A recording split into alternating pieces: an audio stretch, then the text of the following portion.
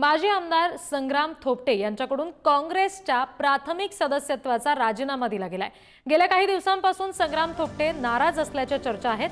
थोपटे यांचा उद्या भोरमध्ये मेळावा आहे आणि त्यामध्ये पुढची भूमिका ते जाहीर करणार आहेत असं समजतंय। त्या माणसाने महाराष्ट्राचं नुकसान केलं, संग्राम थोपटे साहेबांचं नुकसान केलं, काँग्रेसचं नुकसान केलं, अशा देवेंद्र फडणवीसांच्या कुठल्याही त्यांनी झाशामध्ये येऊ नये ही माझी नम्रतेची एक व्यक्तिगत स्वरूपाची त्यांच्याकडून अपेक्षा आहे। त्यांनी असा आत्मघातकी आणि चुकीचा संदेश देईल असा निर्णय घेऊ नये ही माझी त्यांच्याकडून त्यांना माझी विनंती वजा सूचना आहे। आणखी काही तपशील याबाबतचे आपण बघतोय। संग्राम थोपटे नेमके कोण आहेत? काँग्रेसचे माजी आमदार, भोर मतदारसंघात थोपटे यांची राजकीय ताकद आहे। भोर मतदारसंघातून 2009, 2014 आणि 2019 मध्ये विधानसभेवर ते निवडून आले।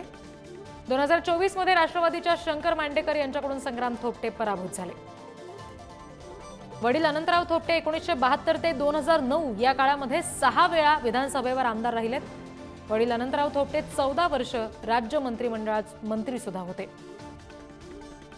संग्राम थोपटे यांच्या प्रवेशाने भाजपची पुणे ग्रामीण भागात ताकद वाढणार आहे।